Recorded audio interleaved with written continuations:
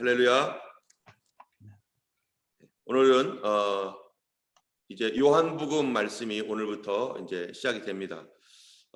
요한복음은요, 세례 요한이 하나님의 감동으로 우리에게 쓴 그런 귀한 하나님의 말씀인데요. 이 요한복음은 우리가 공관복음이라고 하는 마태, 마가, 누가와 달리 이 요한복음은 다른 관점을 가지고서 우리에게 예수님이 누구인지를 얘기해주고 있는 그러한 복음서입니다. 마태, 마가, 누가복음이라고 하는 공관복음이라고 하는 공관이라고 하는 것은 같을 공자에다가 관점 관자, 그래서 같은 관점에서 보았다라고 하는 것인데요. 그 같은 관점에서 보았다라는 것은 바로 예수님을 인간적인 관점에서 사람의 땅의 관점에서 예수님을 보았던, 그래서 예수님을 종이라고 하고 예수님을 일꾼이라고도 보고 예수님을 이스라엘의 왕으로 보고 이러한 그 땅의 관점에서 예수님을 설명하고 보는 것이 공관복음이었던 마태, 마가, 누가복음이었는데, 요한복음은 땅의 관점이 아니라 하늘의 관점으로 예수님을 조명해 줍니다. 그래서 예수님을 누구라고 증명을 하느냐면은 하나님의 아들이시다. 그는 하나님의 아들이시다라는 것을 다른 성경도 물론 그런 얘기를 하고 있지만 더 강력하게 새로운 관점에서 말하고 있기 때문에 요한복음을 공관복음에서 제외하고 이제 독수리 복음이다 이렇게 말하는 거죠. 독수리는 하늘에서 이렇게 쭉 내려다보는 거니까요. 이 요한복음의 저자는 우리가 이름 그대로 요한이 이 말씀을 기록했습니다. 이 말씀을 약 AD 80년에서 90년 사이, 다시 말하면은 요한계시록을 기록했던 요한이 밤모섬에서 요한계시록을 기록했는데요. 바로 밤모섬으로 유배되기 전 그 어떤 때에 요한이 이 요한복음을 기록했을 것이다라고 이렇게 추측을 하는 것입니다. 요한복음은 여기에 보면은 여러 1장에서 벌써 3번이나 말하고 있는 내용이 있는데요. 뭐냐면은 요한복음 1장 38절에 보면은 괄호 열고 랍비는 번역하면 선생이라 이런 말이 있어요. 또 42절에 보면은 게바는 번역하면 베드로라. 또 메시아를 만났다 하니까 41절에 메시아는 번역하면 그리스도라 이런 말들을 하고 있는데요.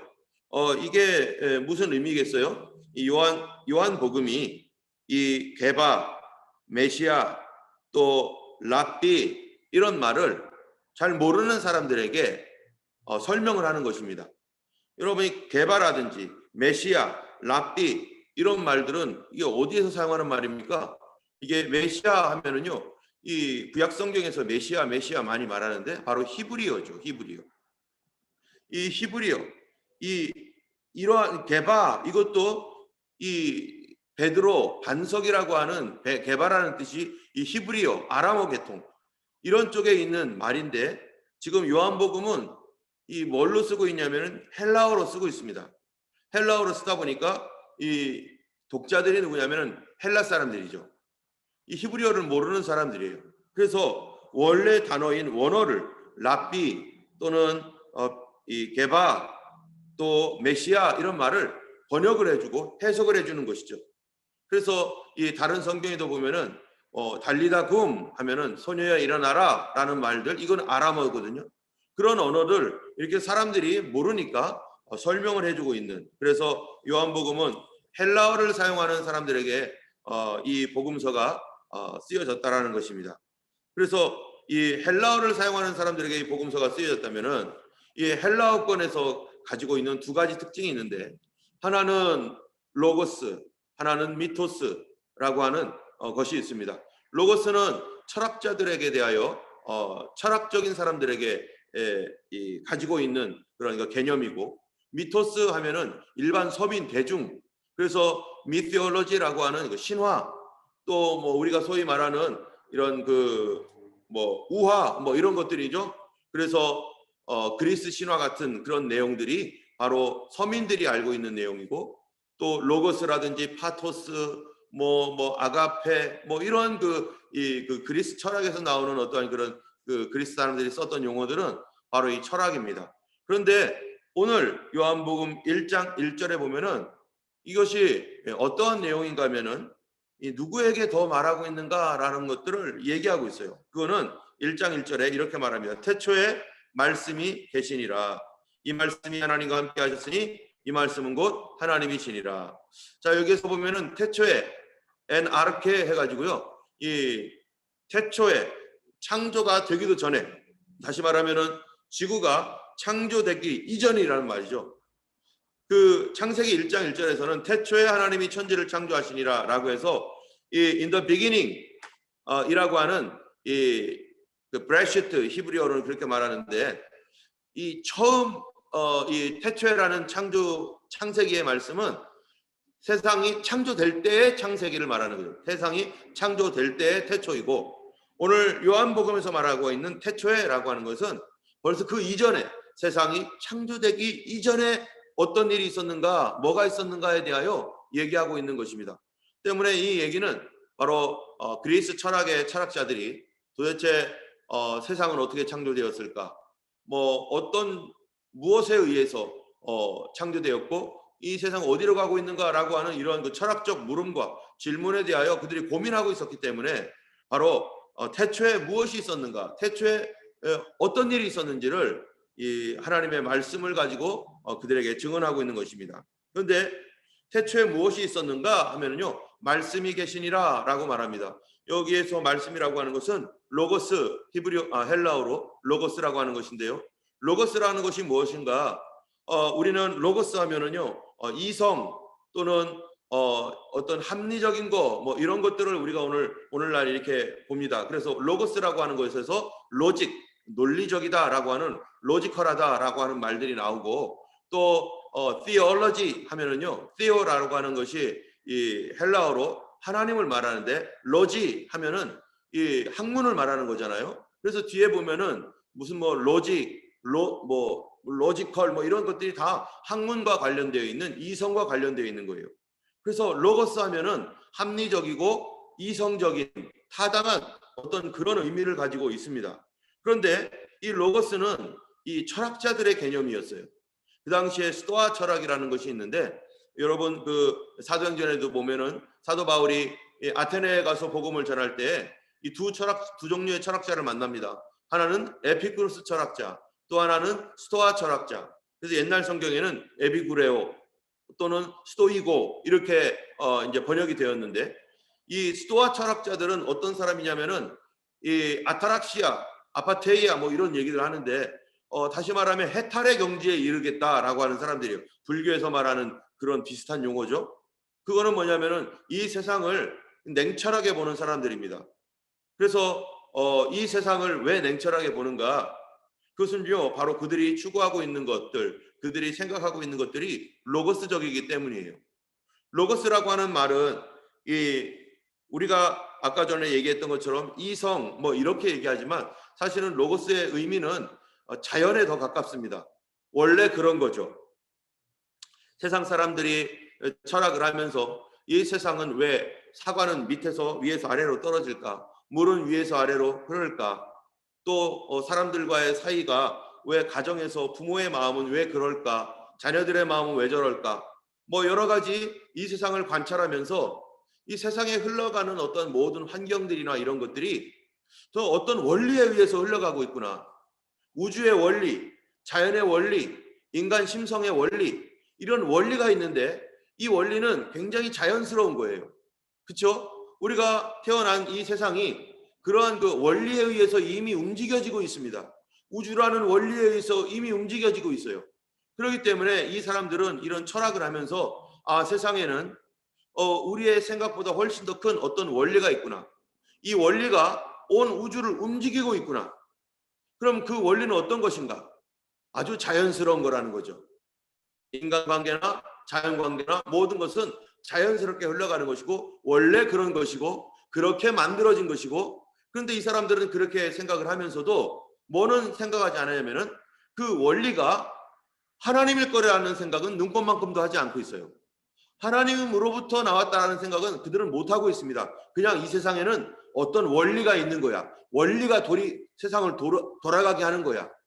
이러한 그 생각은요, 사실은 이 철학자들은 이 이 철학을 하면서 철학을 계속 가다 보면 결국은 어디로 가냐면은 궁극적인 원리가 뭘까?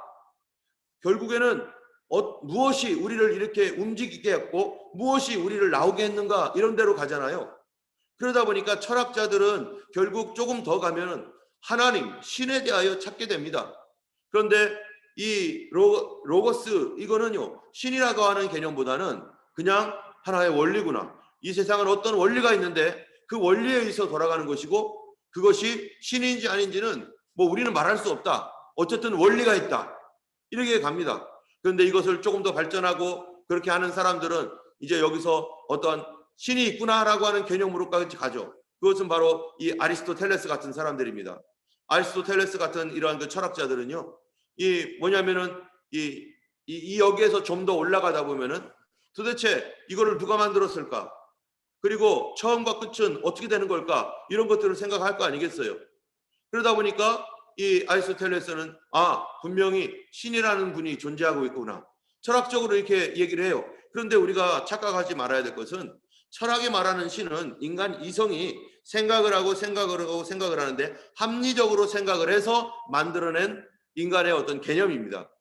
그렇기 때문에 우리가 예수님을 믿으면서 이 철학을 하는 것은 굉장히 중요하죠. 우리가 합리적으로 생각하고 바르게 생각하는 어떤 방법을 알려주니까. 그러나 철학에 매이게 되면은 철학을 넘어 있는 하나님의 세계를 이해를 할 수가 없습니다. 예를 들면은 우리 강아지가 개들이 있는데요. 개가 자기의 생각으로 이 사람의 생활을 궁리한다고 생각해 보세요. 자기 수준에서 IQ가 60, 70, 셰파트 같은 경우는 더 높은가요? 그런 어떠한 이 IQ가 그 정도밖에 안 되고 영적인 존재도 아닌 그러한 그 강아지가 인간은 누구인가? 인간은 어떤 존재인가? 우리보다 위에 있고 우리를 다스리고 우리에게 먹이를 주고 하는 그 인간은 도대체 뭔가라고 혼자 생각한다고 할 때 강아지들이 아무리 생각해도 인간 이상 자기들의 머릿속에서 나오는 인간에 대한 개념만 가지고 있지 자기들을 초월해 갖고 있는 자기를 넘어 있는 어떠한 그것을 알 수가 없죠. 자기를 넘어가는 것은 계시를 통해서 알 수밖에 없는데 이 계시도 자기 머리로 이해를 해야 되니까 그게 도대체 이해가 안 되는 거죠. 마찬가지로 사람이 가지고 있는 이 생각이 아무리 뛰어나고 아무리 높아도 하나님이 누구이신지에 대해서는 인간의 이성을 넘어가는 것이기 때문에 인간의 이성으로는 하나님을 다 알 수가 없습니다. 그렇기 때문에 계시가 필요한 것이고 우리가 계시를 하나님께서 내가 누구다, 예수님께서 나는 누구다 라고 계시해도 인간이 그 계시에 대하여 다 이해를 못해요. 우리가 어제 봤던 것처럼 예수님께서 부활하셨습니다. 부활하셔서 사람들에게 나타났습니다. 그런데 그 부활한 예수님을 듣고서도 사람들이 어떻게 반응합니까? 금방 믿습니까? 믿지 않습니다. 이상하다. 우리가 본 것이 이게 영일지도 몰라. 귀신일 수도 있어. 예수님이 어떻게 부활이 있지? 부활이라는 건 있을 수가 없는, 이게 뭐지 도대체? 이러면서 사람들이 부활 자체가 뭔지를 모르는 거죠. 그런 것처럼 이 하나님이 누구인지를 우리가 철학적으로 어느 정도 가다 보면은 하나님이 계시겠구나 라는 것까지는 가지만 그분이 도대체 뭐 하는 분인가, 그분이 누구인지에 대해서는 사람은 그 다음부터는 모릅니다. 그런데 아리스토텔레스 같은 사람들은 철학적으로 생각을 하는 거예요, 하나님을.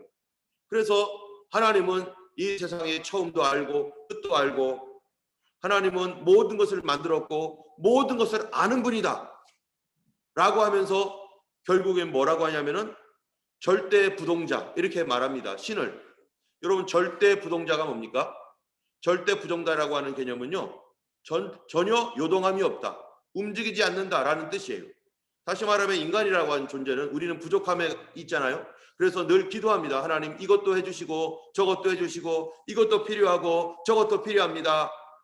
인간에게는 뭔가 연약하고 부족한 것이 있어서 그 부족함들을 채우고자 이것도 주고 저것도 주세요. 그리고 인간적으로 노력을 해서 우리가 돈이 필요하면 돈을 위해서 일을 하고 또 지식이 필요하면 지식을 위해서 공부하고 또 건강이 필요하면 건강을 위해서 운동하고 이게 바로 사람들이 하고 있는 그런 자신의 연약함과 필요 때문에 구하고 있는 거잖아요. 그런데 신이라고 해보세요. 신은 필요한 게 있어요? 이 온 우주를 다 창조했고 그분으로부터 나왔고 그렇다면 신에게는 무슨 소망이 있는가? 그에게는 아직도 바라보고 있는 꿈이 있는가? 이 철학적으로 이 생각을 할 때 신이라면 그런 게 없어야 돼요. 소망도 없고 꿈도 없어야 되죠. 완벽한데요, 뭐. 완벽해서 더 이상 이 뭐 원하는 것도 없을 텐데. 그러니까 이 세상에 있는 찍어내는 모든 돈을 다 가지고 있다고 해보세요. 그럼 돈을 필요로 하겠어요? 아무것도 필요 없죠, 더 이상. 그런 것처럼 이 완벽한 상태, 그런 신이 소망도 없고 꿈도 없다는 것입니다. 또 이 신이라고 하는, 철학적으로 말하는 신이라고 하는 개념은 뭐냐면은, 이 신은 모든 것을 다 알아요. 나의 과거, 현재, 미래. 또 신은 온 우주의 과거, 현재, 미래를 다 알아요.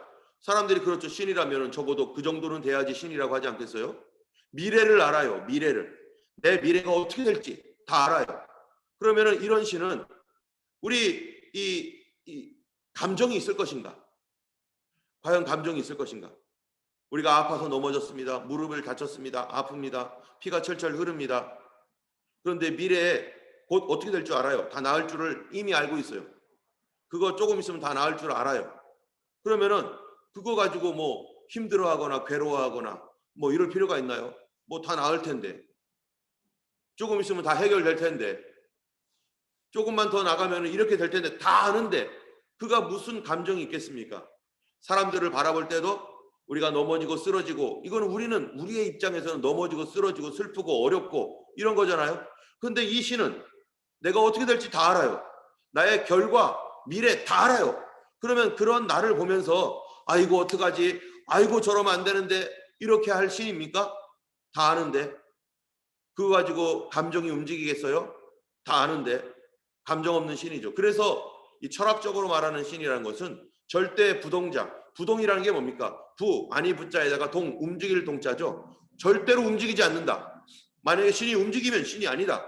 그래서 그냥 신은 생각도 없고 소망도 없고 미래도 없고 그냥 감정도 없고, 그런 존재가 철학이 말하고 있는 신이라는 거예요. 그러다 보니까 이런 것으로서 이런 것들을 받아들여서 생각을 하다 보면은요, 이 스토아 철학자라고 하는 로고스를 생각하는 스토아 철학자, 자연이 원래 그래. 여러분 우리가 볼 때 봄, 여름, 가을, 겨울이 있습니다. 그런데 어떤 사람이 예를 들어서 봄이 지나가요. 그러면은 감성이 풍부한 사람은 아 봄이 지나가는구나, 아 너무 슬프다 이러잖아요. 그럼 스토아 철학자는 어떻게 뭐라고 말하겠어요? 아니 봄이 가면은 여름이 오는데 이거는 자연의 원리인데 그걸 가지고 왜 스트레스 받고 왜 힘들어하느냐, 왜 우느냐, 그건 당연한 자연의 이치다. 맞죠? 쿨하게 그렇게 말할 수 있죠. 그런데 이 사람들은 그런 것들을 미덕으로 삼고 감정이 없습니다. 이 로마 시대의 황제들 중에 상당수가 스토아 철학을 옹호했던 사람들이 많이 있어요. 그런 사람들은요, 이 사람 죽는 거에 대해서 무관심합니다. 아니 원래 사람 태어났으면 죽는데 그걸 가지고 뭘 그렇게 따지고 난리냐. 심지어 자기 부모님이 돌아가셔도 아니 연세 들면 당연히 돌아가시는 건데 그게 무슨 울을 일이냐. 감정이 없습니다. 이게 해탈이에요. 그들이 말하는 해탈. 그냥 누가 어떻게 되든 이 사람이 저렇게 되든 이렇게 되든 전혀 거기에 대하여 함께 울어주며 함께 슬퍼하고 함께 그 현장에 들어가 가지고 그것을 해결하려고 노력하고, 이러한 것이 아닌 그냥 뒤에서 바라보는, 그냥 뒤에서 바라보는 그런 거예요. 이게 바로 그 헬라 사람들이 생각하고 알고 있는 로고스입니다. 그런데 요한복음에서 그 사람들이 가지고 있는 그런 로고스라고 하는 개념은 어느 정도 진리에 부합하는 부분이 있기 때문에 그들이 예수님이 누구인가, 하나님은 누구이신가 라고 하는 이런 것들을 생각할 때 그들이 가지고 있는 어떤 로고스 개념이 쉽게 하나님을, 예수님을 더 설명을 잘할 수 있기 때문에 태초에 말씀이 계시니라 라고 말할 때 로고스라고 하는 말을 말씀이라는 말로 사용을 했습니다. 그래서 그들은 아 로고스가 있구나 라고 할 때 안 믿는 사람들은 아 세상에 어떤 원리가 있구나, 그렇지 온 우주에 원리가 있고 자연에 원리가 있고 마음에도 원리가 있는 원리가 있구나, 이렇게 보는 거죠. 그런데 그 다음 말씀이 더 중요한 거죠. 이 말씀이 다시 말해 원리죠. 이 이제 우리가 안 믿는 사람이라고 치면 그렇게 읽는 거죠. 태초에 한 원리가 있었고 이 원리가 하나님과 함께 했으니 이 원리는 곧 하나님이시니라. 이렇게 나가는 거죠. 그러면은 이 원리가 하나님과 함께 있었다. 그러면은 원리라는 것과 말씀과 하나님하고는 다른 분이네. 뭔가 다르네. 이렇게 생각을 하는 거죠. 원리도 있고 하나님도 있고. 세상에서는 이 사람들은 신 그리고 원리 이거를 같이 봤는데 지금 요한복음에서는 말씀, 하나님의 말씀과 하나님이 다른 존재로 얘기합니다. 그런데 또 같은 존재라고 또 얘기해요. 또 이 말씀은 곧 하나님이시니라. 다시 말하면은 하나님과 말씀이 있었는데 하나님은 하나님이시고 이 세상의 원리인 분은 원리인데 로고스는 로고스인데 그분은 같이 계셨고 근데 이 원리는 또 하나님이래요. 그럼 하나님도 하나님이고 이 원리도 하나님이고 그러면은 이제 여기서 뭐가 나오냐면 삼위일체의 개념이 나옵니다. 우리가 사람이 생각하는 거는 이 삼위일체라는 것은 사람의 머리로는 이해할 수 없는 것입니다. 왜냐하면은 하나님이시니까. 하나님을 우리의 작은 머리로 IQ가 아무리 높아도 하나님 우리를 만드신 하나님 그거를 우리가 이해할 수 있습니까? 이 하나님은 삼위일체 하나님이라는 것이에요. 그런데 이 말씀이 곧 하나님이시니라 라고 하면서 그가 태초에 하나님과 함께 계셨고 하면서 그가라고 말해요. 또 이 그가 누굽니까? 말씀이에요. 이제 말씀이 맨 처음에는 말씀이었는데 그 말씀은 하나님과 다른 분이고 근데 그 말씀은 하나님이고 근데 그 말씀은 인격자라는 거예요. 인격자. 그가라고 했으니까 철학에서는 로고스 해가지고 인격이 아니라 하나의 원리라고 했는데 이거는 인격이신 분인가? 라고 사람들이 생각하도록 그는 하면서 이 인격이신 분을 얘기를 하는 거죠. 근데 그가 태초에 함께 하나님과 함께 계셨고 또 그 원리, 말씀, 그 인격이신 그런 말씀이신 분이 3절에 보니까 만물이 그로 말미암아 지은 바 되었으니 지은 것이 하나도 그가 없이는 된 것이 없느니라.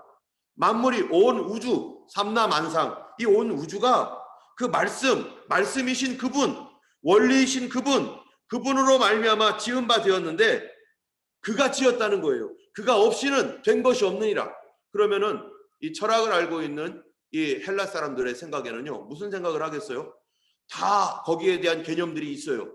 그렇지. 온 우주는 원리로 되어 있고 높은 데서 아래로 흐르고 자연의 법칙, 자연의 섭리 이런 모든 것들을 마저 그런 것들이 그런데 여기까지만 생각하고 있는 그들에게 그 원리는 사실은 하나님이시고 그분은 말씀이시고 그분이 없이는 된 것이 없어요.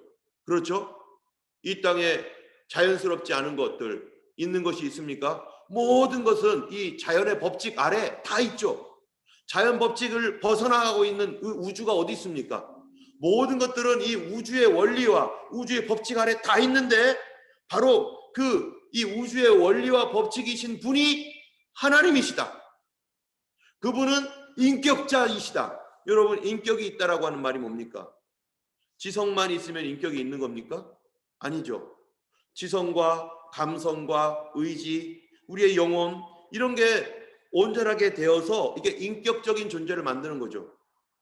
우리의 인격이라고 하는 자기의 존재감, 자기의 존엄함, 이 가치 이런 모든 것들 이런 것들이 다 인격에 포함되는 것인데 바로 그 말씀이신 그분 온 우주를 만드셨고 온 우주가 그분으로 말미암아 지은 바 되었고 온 우주의 원리는 그분의 원리이고 이런 모든 그분은 바로 인격적이신 분이다. 그 인격적이신 분은 지성도 있고 감성도 있는 분이다. 스토아 철학에서는 감정도 없고 그냥 냉랭한 그러한 그 철학적인 신이었는데 이 성경이 말하고 있는 하나님 바로 예수 그리스도는 바로 온 우주를 만드셨고 그 온 우주의 원리가 그분의 원리 가운데 있고 그리고 그분은 인격적이신 하나님이시다. 그분은 우리를 감성적으로 바라보시고 이성적으로 보시고 의지적으로도 보시고, 그럼 그 주님은 우리의 희노애락, 슬픔과 기쁨, 감사, 탄식, 이렇게 우리와 감정을 나누실 수 있는 바로 그 하나님이시다라고 하는 것이 바로 이 그분에 대한 얘기입니다. 4절에 보면요, 그 안에 생명이 있으니 이 생명은 사람들의 빛이라. 그 안에 누구입니까? 이 로고스 안에, 또는 말씀 안에, 예수님 안에, 이렇게 말하는 거죠. 온 우주의 원리 안에, 그 원리의 근본자이신 예수 그리스도 안에 생명이 있었으니 이 생명이 사람들의 빛이다. 빛이 어둠의 빛이래 하면서 어두움을 얘기합니다. 지금 이런 이야기를 왜 이렇게 전개해 나가냐면은, 바로 온 우주의 원리이신 분 아래 어떻게 어두움이 있을 수 있습니까?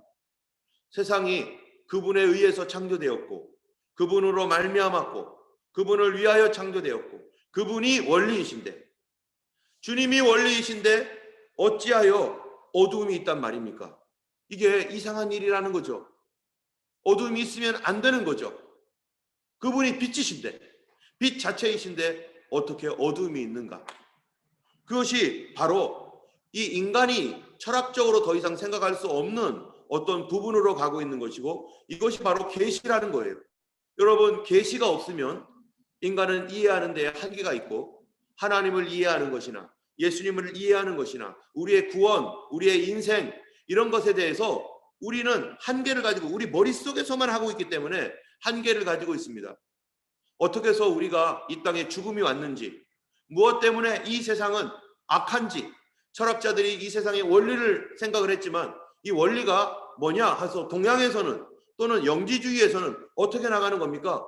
이 세상의 원리가 가만히 보니까 선도 있고 악도 있네. 마니교가 그렇죠. 마니교, 페르시아에서 나타난 선과 악이 있네. 그러면은 이 사람들은 여기서 종교적으로 가니까 어떻게 갑니까? 아, 선한 신이 있고 악한 신이 있구나. 동양에서도 음이 있고 양이 있구나. 선한 기운이 있고 악한 기운이 있구나. 아, 근데 이 선한 기운과 악한 기운이 어떻게 이렇게 분리가 됐지? 그래서 사람들이 거기서 해결이 안 되니까요, 영원한 이원론에 빠집니다. 온 세상은 영원히 선과 악이 싸우는 곳이구나. 우리 마음도 가만히 보니까 선과 악이 함께 싸우고 있잖아요. 온 세상은 선한 신과 악한 신이 함께 싸우고 있는 거구나. 이렇게 사람들이 그 자기의 보는 현상 안에서만 생각할 수가 있는 거예요. 그런데 여러분, 성경에서 말하고 있는 것은 이원론입니까?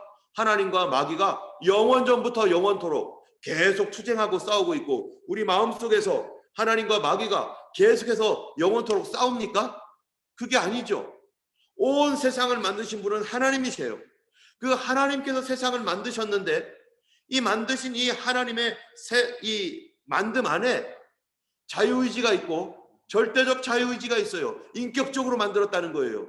그럼 인격적으로 만들었던 하나의 독립된 개체로서 만든 어떤 그 주체가 있는데 뭐가 있을 수 있냐면은, 그들이 로봇가 아니기 때문에 자기 스스로 생각할 수 있고, 스스로 판단할 수 있고, 스스로 자유롭게 생각할 수 있는 그런 자유 아래 바로 타락이라는 것이 있을 수 있다는 것입니다. 마귀가요, 내가 하나님이 되어야겠다. 이게 타락이죠. 여러분, 타락의 가장 기초가 뭡니까? 교만입니다. 자기의 이 분수를 알지 못하는 것. 여러분, 하나님께서 세상을 원리로 만드셨어요. 이 세상을 하나님의 원리로 만들었어요. 근데 이 하나님의 원리를 파괴하는 행위가 뭐라는 거예요? 하나님께서 이 세상을 만드셨는데, 이 자유롭게 만들었고 자유롭게 생각할 수 있도록 만들었는데, 그것을 파괴하는 행위가 바로 이 말씀을 벗어나는 행위가 교만이라는 것입니다. 교만을 통해서 내가 하나님보다 높아져야겠다. 내가 하나님이 되어야 되겠다. 내가 하나님을 거절하고 내가 하나님이 되어야겠다. 내가 하나님 된다는 것이 뭡니까? 하나님을 거절하는 거 아니겠어요? 내가 다스리고 하나님도 내가 다스리고, 이런 것이, 이런 마음이 사단에게 있던 거죠. 이 사단, 결국 천사로서 있었던 그 존재가 이 자유한 의지를 가운데 이러한 것까지 가버렸어요. 그러면서 그가 어둠이 되었는데, 그런데 이 어둠이 인간에게도 임하게 된 거죠. 사단에게 속아서. 그런데 이 땅의 모든 원리는 예수 그리스도의 원리 가운데 있고 그분의 원리 아래서 움직여야 되는데 바로 이 원리를 거절하고 이 원리에서 벗어나 있는 상태가 뭡니까? 그게 죄라는 것이고 악이라는 것입니다. 주님은 그렇게 만들지 않았다는 거예요. 그들의 자유를 그런 식으로 사용하지 않도록 주님께서 만드셨는데, 그런데 그 자유를 넘어가 버린 것, 그 자유를 그런 식으로 사용하지 않아야 되는데 그런 식으로 사용해버린 것. 여러분, 우리에게 인간에게 죄라는 것이 뭡니까? 인간에게 있는 자유의지가 있는데, 자유의지는 무엇 때문에 우리에게 주신 겁니까? 그거를 가지고 하나님과 좋은 관계를 이루고 하나님을 사랑하고 하나님을 찬송하고 하나님과 참으로 영원토록 즐거워하면서 행복하게 살도록 우리 안에서 자유로운 그 자발성의 그러한 그 찬양과 기쁨을 가지고 그렇게 하라고 우리에게 자유를 줬는데, 자유의지를 줬는데, 이 자유의지가 하나님을 대적하고 하나님을 떠나고 하나님을 미워하는 쪽으로 이렇게 가버리니까 그게 뭡니까? 그게 죄가 돼버리는 거죠. 그게 하나님의 원리에서 벗어나는 거죠. 하나님은 그렇게 만들지 않았다는 겁니다. 하나님은 그런 식으로 살도록 만들지 않았다는 겁니다. 그런데 인간의 자유가 이 범위를 벗어나서, 여러분, 우리에게 누군가가 돈을 줬어요. 이 돈을 주면은 이거 가지고 뭐를 어떻게 사용해야 됩니까? 이걸 가지고 우리가 하나님께서 주신 마음은요, 이 돈을 가지고 하나님의 영광을 위해 사용하고 우리 이웃들을, 어려운 사람들이 있으면 그 사람들을 돕는 데 사용하고, 또 정말로 뭔가에 필요한, 이 땅에 어떤 개발하는 데가 필요하고 뭔가 이게 부스트업 돼 가지고 좀 잘 되게 하는 어떤 일에, 어떤 사업을 하는 일에, 선한 일에 사용하도록 하나님께서 우리에게 돈을 주셨다는 겁니다. 그것이 우리 안에서 자연스럽게 일어나고 자발적으로 일어나도록 줬다는 거예요. 그런데 하나님께서 주신 이 자유의지를 가지고 있는 인간이 돈을 가지고 이거를 가지고 내가 하나님처럼 되어야 되겠다, 이거를 가지고 이 돈을 내가 나 혼자 흥청망청 먹고 마시고 즐기는 데 사용해야겠다, 이렇게 되면은 돈은 가치가 중립인데, 가치 중립적인데도 불구하고 이거를 내가 가지고 있는 자유의지를 가지고 잘못 사용함으로 말미암아 이것이 사람을 죽이기도 하고 이것이 관계를 깨뜨리기도 하고 이것 때문에 자기 자신이 죽기도 하고, 바로 하나님께서 주신 이러한 그 원리, 예수 그리스도라고 하는 이 원리에서 온 세상이 지금 어떻게 되어 있는 거예요? 떠나 있다는 겁니다. 그게 바로 악한 영에 의하여 사람들이 자기에게 주신 자유의지를 이게 포기하고 이것을 가지고 주님의 원리에서 벗어나 있습니다. 그래서 예수님께서 오셔서 우리에게로 다시 하나님의 원리 안으로, 그리스도의 하나님 말씀의 원리 안으로, 다시 자연스러움 안으로 다시 들어오도록 하기 위해서 예수님께서 피를 흘리는 희생을 치를 수밖에 없었던 것이고, 그가 이 우주 바깥에서, 우주 안에서 바로 이 하나님의 보좌를 버리고 이 땅에 오신 바로 우리의 창조주이신 그 하나님이시다. 그가 원리이시다. 그분이 맞는 길이다. 그래서 예수님이 오셔서 요한복음에 앞으로 쭉 보면은 예수님이 오셔서 하셨던 모든 일들, 그것이 옳은 일이다. 그런데 우리는 그 옳은 일을 볼 때 옳다고 여기지 못하고 그 옳은 일을 싫어하고, 그게 누굽니까? 서기관, 바리새인, 종교인들. 그 옳은 일에 대하여 우리는 이해하지 못하는 그러한 나약한 존재이기 때문에 주님이 오셔서 최종적으로 우리를 위하여 십자가 지심으로 결국 내 능력과 내 힘으로는 주님의 그 옳음 가운데로, 그 원리 안으로 들어갈 수 없기 때문에 예수 그리스도께서 오셔서 그를 믿는 자를, 그 믿음을 통하여 성령으로 우리가 다시 주님 안으로, 주님과 하나 되어지는, 그래서 요한복음에는요, 아버지와 내가 하나인 것처럼 저들도 우리와 하나가 되게 하옵소서. 지금은 하나 되어 있지 않습니다. 우리 마음을 가만히 봐도요, 우리는 주님과 하나 되어 있지 않습니다. 오늘 우리가 기도하며 살아갈 때 하나님, 오늘 주님과 하나 되기 원합니다.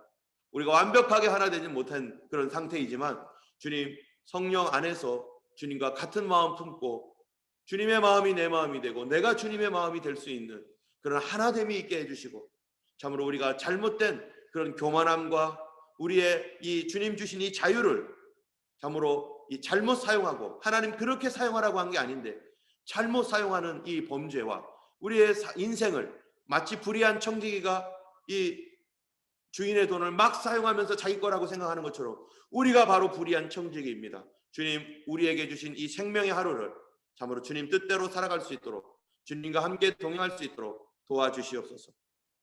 오늘도 우리 주님 안에서 살아가는 거룩한 하루가 되기를 주님의 이름으로 축원하고 그렇게 기도하기 원합니다. 우리 함께 기도하겠습니다. 자비하신 주님, 감사합니다. 오늘도 새 날을 주셨습니다. 이 날도 예수 그리스도와 함께 동행하고 주 예수 안에서 살아가기 원합니다.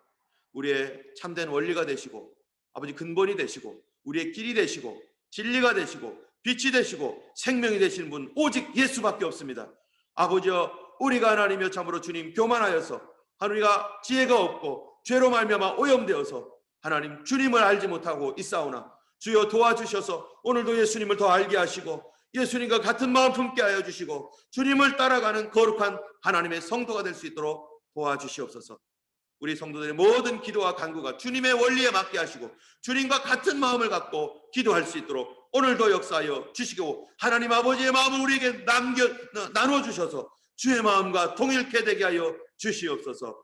예수 그리스도의 이름으로 기도드렸습니다. 아멘.